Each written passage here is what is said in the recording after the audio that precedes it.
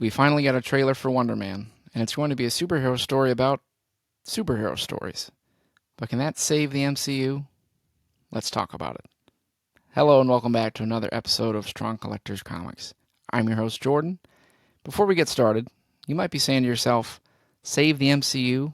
What are you talking about, Jordan? Are you one of those MCU haters now, too? Didn't you see Thunderbolts and Fantastic Four? Don't you know the MCU is back? Or did they even leave? Now, I've been following the MCU since day one, so I think I have a little bit of authority to speak on this, because I've been there for the highs, and objectively, what I think are some lows over the last few years. Some of this is due to what I feel has been weaker storytelling, and a lack of clear focus on characters.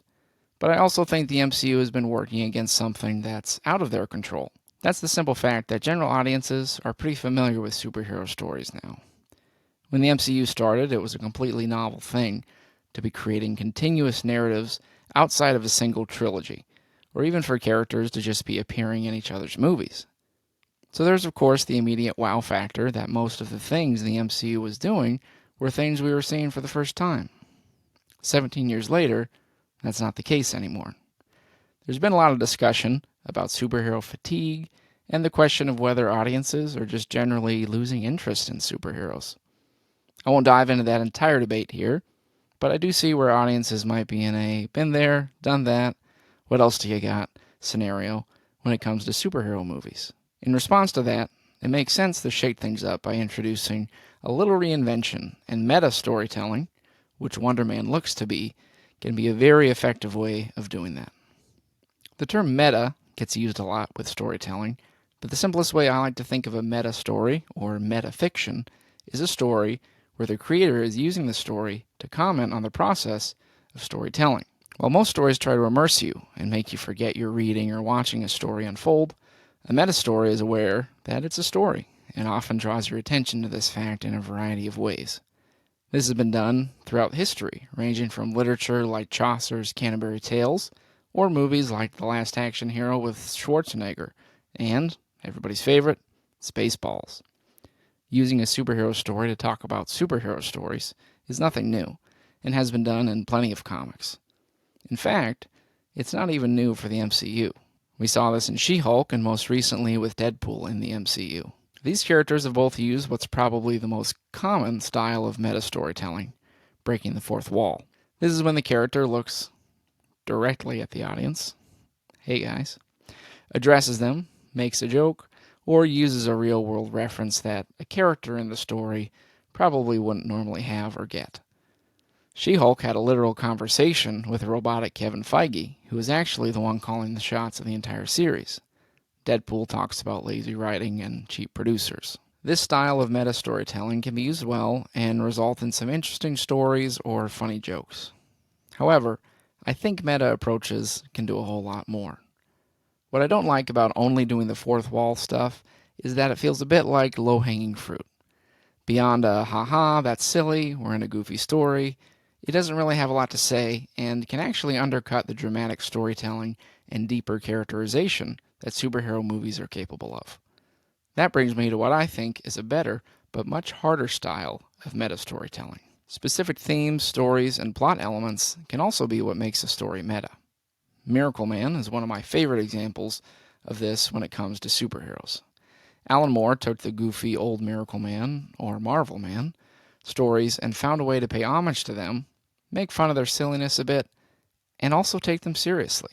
So when Alan Moore came to Miracle Man, he'd been pulling from the original Marvel Man stories, which are very Shazam-like, where you had a guy and he said his magic word, he became this powerful superhero, he had kids sidekicks, he ran around, fought all these villains, very fantastical, old school, golden age kind of superhero stories. He revitalized this in the 80s, and he had Miracle Man's civilian identity, Michael Moran, as a regular guy. He's in his 30s, he's working a job he doesn't quite like, he's a little overweight, but he has these dreams, and in these dreams, he goes on these fantastic adventures as Miracle Man. But he can't remember his magic word that let him turn into this powerful being. So eventually, of course, you know what I know, he learns how to become Miracle Man again, But he's trying to sort through all this stuff, and at one point he's recounting these hazy dreams, or maybe memories, of fighting all these villains, Dr. Gargunza and his giant lizards, alongside young Miracle Man and Kid Miracle Man, and he's fighting young Nasty Man. And it all sounds quite absurd. And he's telling this to his wife, who, rightfully so, starts laughing.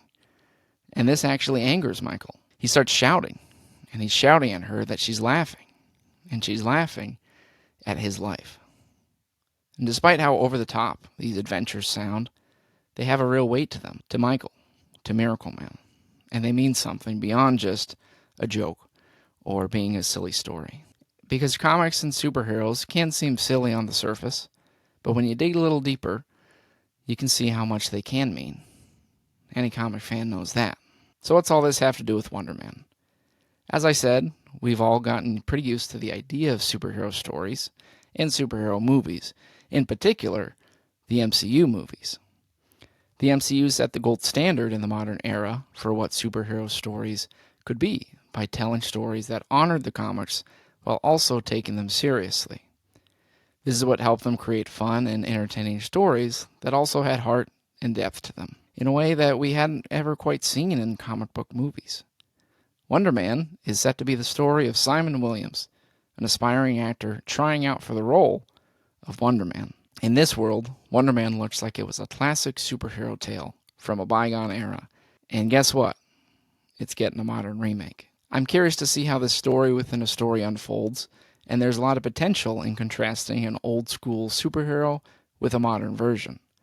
This seems like a great opportunity for the MCU to address the place of superheroes in the modern era, or if they're still relevant. Using Wonderman for this, a superhero who is also an actor, feels particularly brilliant. I hope the MCU uses this opportunity not only to comment on what they've achieved, but also the challenges they've had to face, and address what it means to tell superhero stories in a world that is quite familiar with them. I hope that in the process, they can remind us exactly why we love superheroes so much, and why we can proudly say, "Make mine Marvel." Thanks for watching. Please be liking, sharing, and subscribing, and check out some older videos if you want, because I think we've got some good stuff on there. And until next time, as always, stay strong.